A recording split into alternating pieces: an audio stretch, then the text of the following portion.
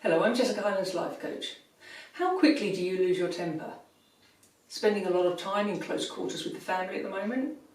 Feeling a little frustrated that you aren't getting out as much as normal? Being physically stuck with people for an extended period of time can certainly make a bad situation worse. I'm not sure it would actually create a problem though. If the people you're with are your family, then you know them pretty well. You know what pushes each other's buttons. And so as things start kicking off, it's likely that you'll be used to that with them. You'd have been crossing swords at every family event for years, and so that would come as no surprise. If you find that normally harmonious relationships are pushing your buttons, or indeed whether the other person's buttons seem to be being pushed, is there a possibility that things haven't been as hunky-dory up to now as you thought? In normal day-to-day life, we don't, as a rule, for most of us, spend 24/7 with the same people. And again, in every day-to-day life, we have the option of walking away when we need to. If someone starts to grate on your nerves for whatever reason, it's not such a big deal. You can brush it off and just walk off. You don't have to stay around and listen to it. When you're stuck in a house together, it's not quite so easy. And depending on how big your house is, there may not be anywhere to walk away to. And if there is, it may be fuel for an argument to walk away, because they might know that you have no real reason just to pop into the other room. You're clearly walking away from them. So if you'll find your temper is a lot shorter than normal, there can be several reasons for it at the moment. One, you're not getting enough exercise. You have a surplus of energy that's got nowhere to go and it all bubbles over. Two, you're scared. Scared for yourself, for your family, for the world, the planet. Three, you're bored. The frustration that this causes may make you a bit snappy and irritable. And four, it could be that there's an underlying issue in some or all of your relationships, that being in close quarters with them for so long has just highlighted these things. So what do you do about it? How do you stop losing your temper? Well, it depends on which of these reasons matches what's going on for you. If you're not getting enough exercise, clearly get some. On top of my half-hour permitted walk, I've been doing star jumps and burpees of a sort and running on the spot in a sort of HIIT-style workout. Not the most exciting of workouts maybe, but I can do it with very little space, and I can do it in short bursts while I'm, waiting for the kettle to boil or something. Probably could be doing more, but it's better than nothing. If the reason you're short-tempered is because you're scared, then I do feel for you. It's very frightening to be scared of something that's outside of your control. You may have someone vulnerable or sick with you, which is obviously a big concern for you. Or you may be worrying more generally about the virus. And don't get me wrong, it's serious. We can't be blasé, and we all have to consider it with every action that we take at the moment.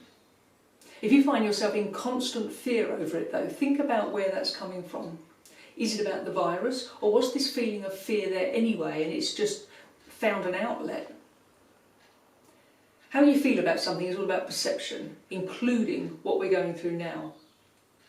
How I see it and how I feel about it, my perception, is that I'm rigidly following the guidelines set out. And so I don't feel that for me that I'm in any direct danger. Therefore I can take the stance of, it is what it is. This too will pass. I'm doing what I can to contain it. I'm not going out, not interacting with anyone. And for me, that take on it gives me peace of mind. If you find it difficult to adopt this attitude, think about how you're going about your day. Are you keeping abreast of the situation in minute detail? To be frank, if I thought deeply about it all day, mulling over every eventuality, reading every article and watching every news report, I'm sure I'd become I'd become overwhelmed with it all. But I know that would happen, so I don't do it. I catch up on the headlines once a day. I'm doing everything I can as an individual to stop the spread. The world won't be helped by me becoming panic-stricken and fearful of what tomorrow might bring. So in my mind, it is what it is. I don't feel in immediate danger, and it will pass. So the fear may be about how you're approaching this, or it may be an outlet for an underlying fear. Maybe the fear was there anyway. You don't know what it's about, but it's been an undercurrent within you for a long time, and now this fear has got something to grip onto, as it were.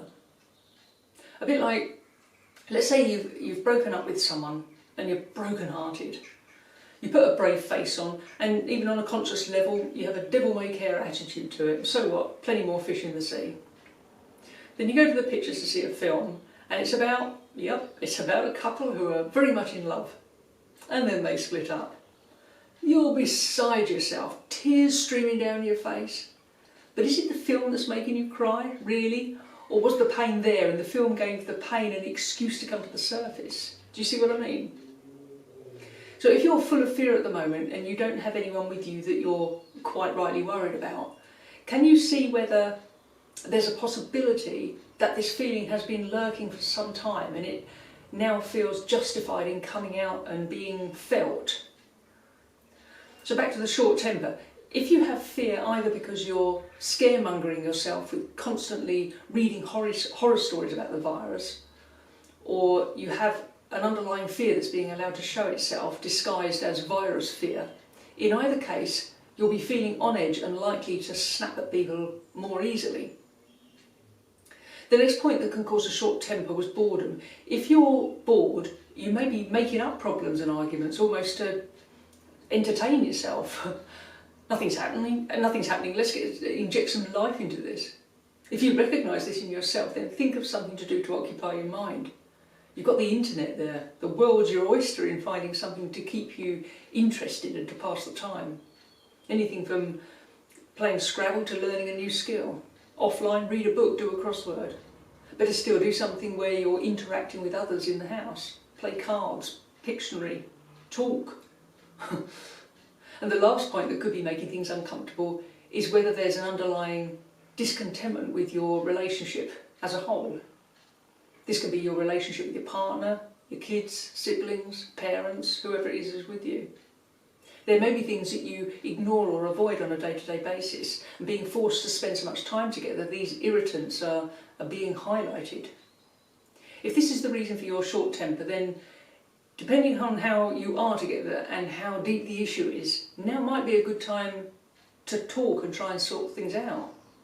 If it's a big or deep issue, then as you have to stay together for a while longer at least and you can't get away, this might not be the time to poke the wasp's nest of emotions. For now, maybe let sleeping dogs lie. But that doesn't mean that you can't do a lot of thinking around it. Observe the dynamic between you. You may be able to see that the antagonism isn't in fact based on anything. It could have been an argument years ago that, whilst neither of you can remember the details of it, you've both held on to the negative feelings because, well, it wasn't my fault. In observing and thinking about these things, you may be able to see into the situation a way to mend it or a new approach to help you get along together better. Whatever the situation, as ever, if you'd like some help, then please do get in touch for a free, fully confidential chat. We can talk about what you're experiencing, how I can help, and then see where you might want to take it from there. Otherwise, I hope this has given you some insight into why you may be feeling more on edge than normal, other than the obvious fact that our whole lives are up in the air at the moment and we're all getting used to the massive change in our day-to-day lives. But apart from that, I wish you all the best in recognising what's making you snappy and therefore lessening the feeling and making each day calmer and more enjoyable for you. So thanks for listening. I look forward to speaking to you soon. Bye for now.